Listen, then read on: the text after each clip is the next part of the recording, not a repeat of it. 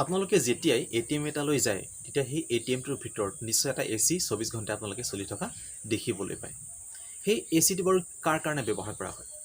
আপোনাৰ মোৰ দৰে কাষ্টমাৰৰ কাৰণে নে সেই এটিএমটোত থকা গাৰ্ডজনৰ কাৰণে?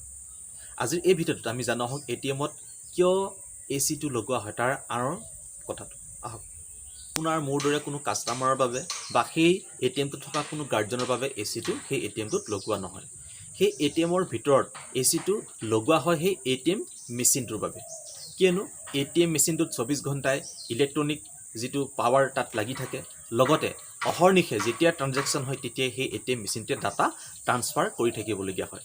ফলত কি হয় যে সেই এটিএম মেচিনৰ ভিতৰত এটা গৰম উৎপন্ন হয়, যাৰ বাবে নেকি সেই এটিএম মেচিনৰ যিসমূহ ভিতৰৰ পাৰ্টছ সেই পাৰ্টছসমূহ গৰম হৈ পৰে। গতিকে সেই এচিটোৱে কি কৰে, এচিৰ পৰা ওলোৱা ঠাণ্ডা বতাহে এটিএম মেচিনটোৰ ভিতৰত থকা গৰম বতাহখিনি উলিয়াই দিয়ে আৰু সেই ভিতৰত থকা যিখিনি পাৰ্টছ এটিএম মেচিনটোৰ সেই পাৰ্টছসমূহ গৰম হ'বলৈ নিদিয়ে, যাৰ বাবে এটিএম মেচিনসমূহে খুব সুন্দৰভাৱে চুইফটলি কাম কৰিব পাৰে। আৰু কেতিয়াবা যদি এচি যদি বন্ধ হৈ থাকে বা এটিএম যদি অহৰ্নিশে যদি মানুহে ব্যৱহাৰ কৰি থাকে তেতিয়া ভিতৰৰ পাৰ্টছসমূহ খুব গৰম হৈ যায়। তাত সেই পাৰ্টছসমূহ কুলিং নোহোৱাৰ বাবে কেতিয়াবা এটিএম মেচিনসমূহে হেং মাৰে বা কেতিয়াবা টিপি থাকিলেও টিপা নাযায়। এনেকুৱা কিছুমান প্ৰব্লেম নিশ্চয় আপোনালোকে এদিন হ'লেও এটিএম ব্যৱহাৰ কৰোঁতে আপোনালোকে নিশ্চয় আপোনালোকৰ লগত সংঘটিত হৈছে। আনহাতে সেই ৰুমটোৰ ভিতৰত এচিৰ ঠাণ্ডা বতাহ অহৰ্নিশে চলি থকাৰ বাবে সেই ৰুমটোৰ ভিতৰত থকা যিখিনি বায়ুমণ্ডলত থকা জলীয় বাষ্প, সেই জলীয় বাষ্পৰ ক্ষেত্ৰতো এই এচিৰ ঠাণ্ডা বতাহে এক সন্তুলন অৱস্থাত সেই অৱস্থাটো ধৰি ৰাখে, যাৰ বাবে নেকি সেই এটিএম মেচিনটোৰ ভিতৰত কোনো